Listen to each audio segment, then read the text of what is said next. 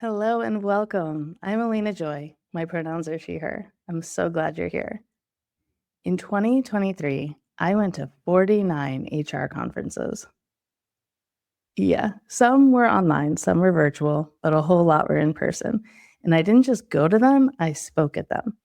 See, when I entered the workforce in 2018, I came in with decades of leadership development experience, but all with one religious organization that once I came out as a lesbian, didn't want to have anything to do with me. So I started my consulting business with no professional network, and that had to change and quick.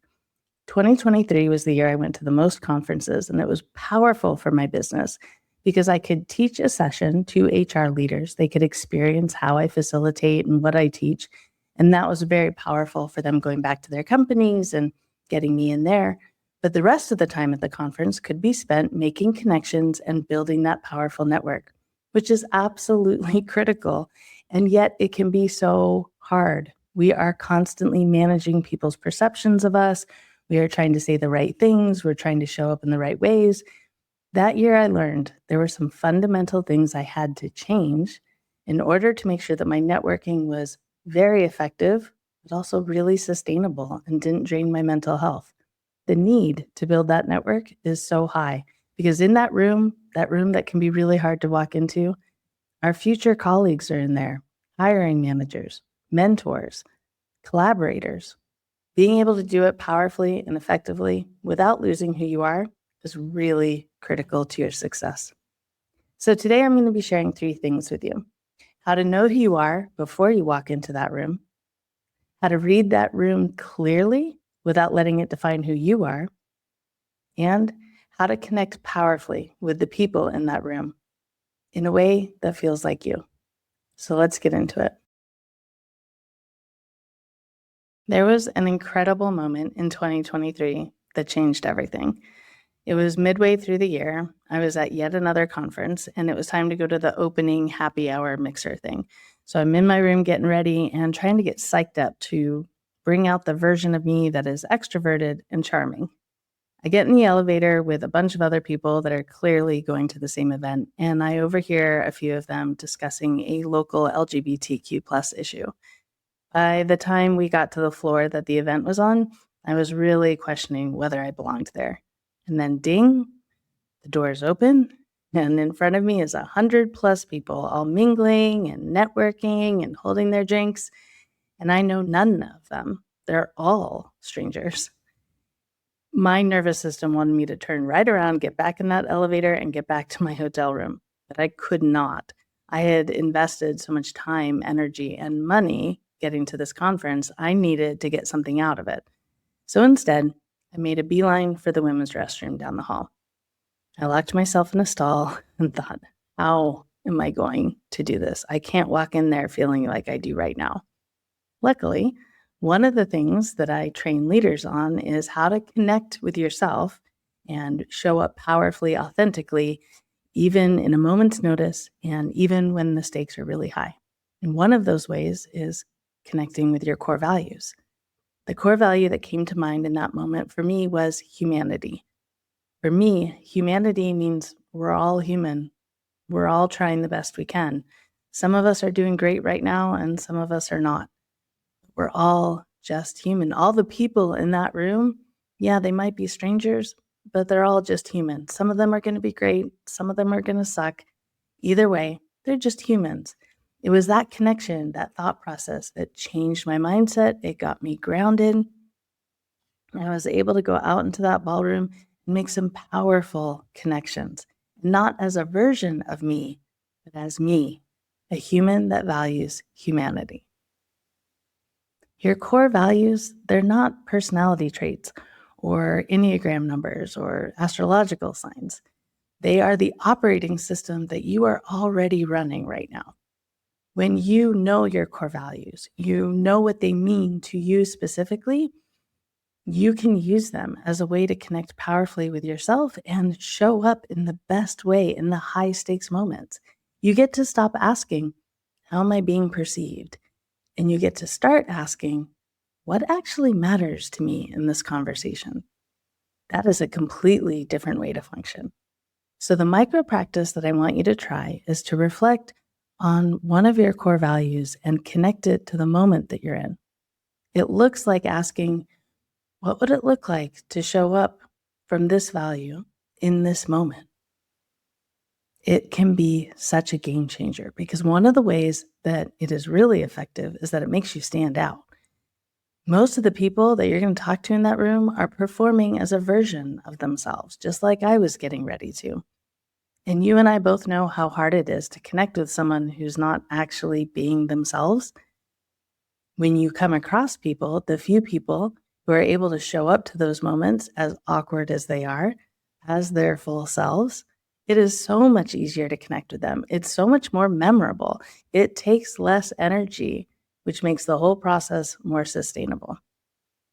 Connecting with your core values is so powerful, both in our professional lives and our personal lives, that I needed all of my clients to have an easy way to discover what their core values are. So I created a course, and I'm going to be sharing access to it with you at the end of our time together today. Connecting with your core values, knowing what they mean to you, is also a really powerful way to make sure that the room doesn't define you. Let's go there next.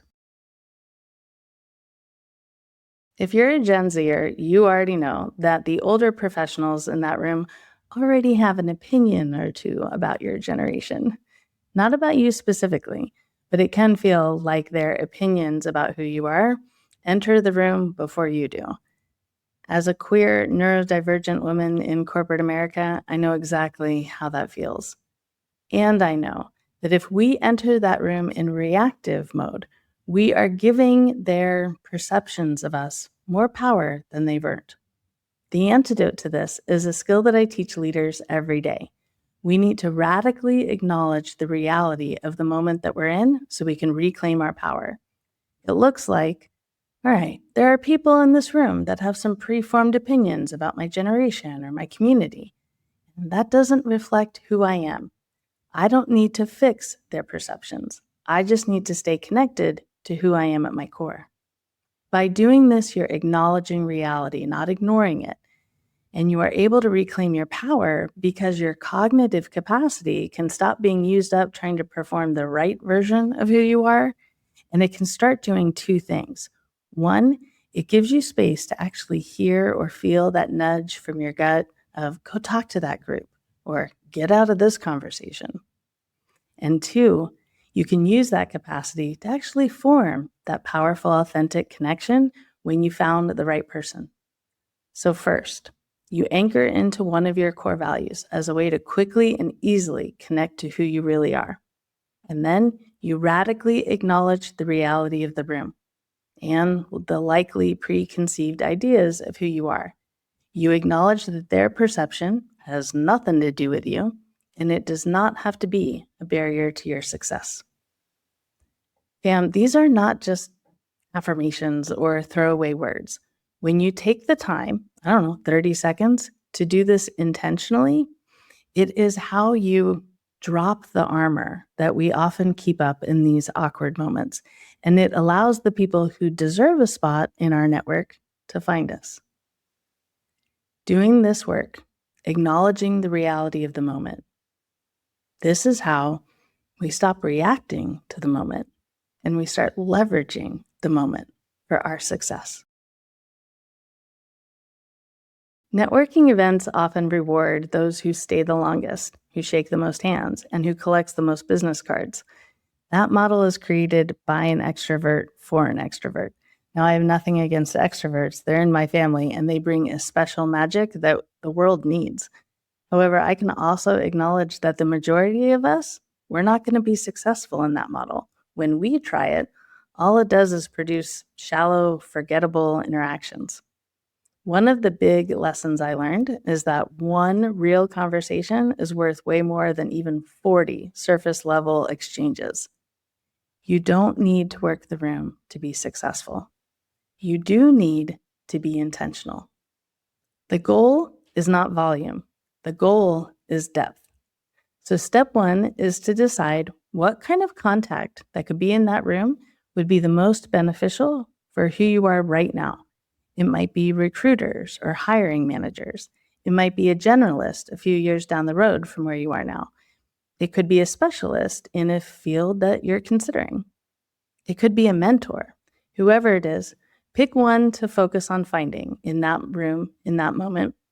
And then your next step is to find a connection question to keep in your back pocket so that when you find them, you can spark a real conversation. That's where the magic is. We are asking about them specifically, not generally. I'm going to share a few of my favorite connection questions, and you get to decide if they pertain to what you're looking for, and please use them in your own words. Things like, what has changed in your field in the last 2 years? What has surprised you about your work? Things that school didn't prepare you for. What made you say yes to being here today? What is something in your field that you feel like nobody's talking about and certainly not loud enough? Whatever your question is, friends, be sure that you're prepared to answer back because the experienced networker is going to flip it back on you. Your next step is to pick a number goal. How many of these contacts do you want to make in that event at that moment? I always pick 3. You follow your gut. Your goal is to have an interaction with the desired contact that is real enough that when you reach out to them next week, email or LinkedIn, they remember exactly who you are. Once you've had that many interactions and you've hit your goal number, you're golden. You can stay if you're having fun, but if it's draining you, this is your signed and dated permission slip to bounce on out of there and go intentionally recover so that you can show up fully at your next event. You may experience that heavy moment before walking into a room. For me, it shows up as anxiety. For others, it could be anything from mild discomfort to existential dread. However it shows up for you, this is what I want you to carry into that room. You know who you are.